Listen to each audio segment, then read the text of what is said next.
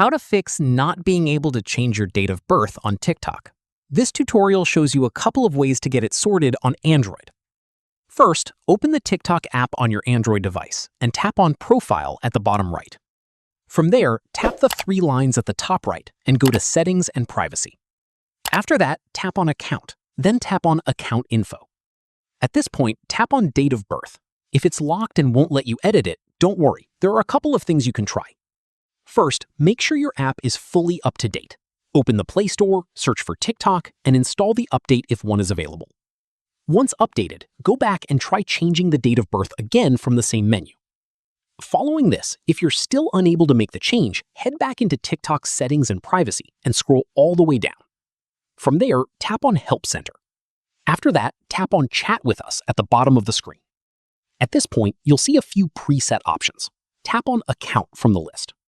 From there, select I want to update my birth date from the options shown. Following this, select your correct date of birth from the options provided.